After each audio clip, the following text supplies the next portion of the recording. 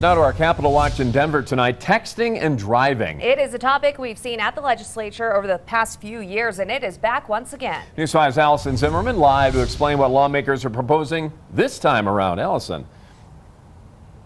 We've all been there. You're driving across the street and maybe you happen to catch a glimpse of someone scrolling on their phone, or maybe you see them have a near miss with someone walking across the street or another driver. This bill wants to require those hands-free devices. People are swerving at us, taking pictures of us and stuff. And so we see an awful lot of that too. Cell phones are a part of our everyday lives. And even though most everyone can agree being on your phone behind the wheel is dangerous, people still do it.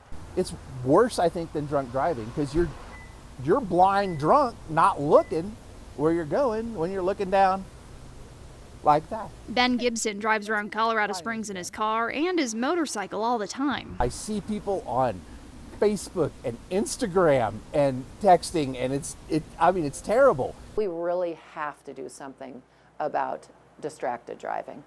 Miley Gray with Drive Smart Colorado works to educate people on safe driving. I think everybody knows that distracted driving is a huge problem. A bill in this legislative session would require hands-free devices only. It hasn't made it to the governor's desk for the last few sessions.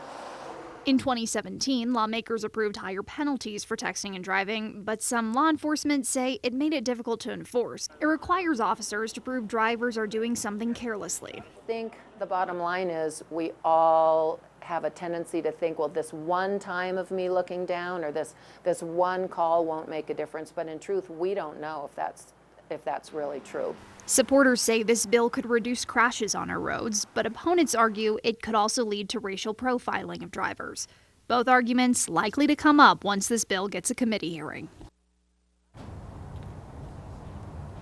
And there's also another aspect on the chances of this bill passing. The bill's sponsor, Denver Senator Lois Cord, who's actually sponsored this bill the last few years, she recently announced she is stepping down over health challenges, and she's once again the bill's sponsor. Now, until that resignation is official, which is expected on Thursday, Senate President Leroy Garcia will then have to appoint another sponsor to carry this bill. The bill has already been assigned to a committee. That committee, as noted, is a place where bills go to die. We'll continue to watch this for you. Always watching out for you, Southern Colorado. Allison Zimmerman, News 5.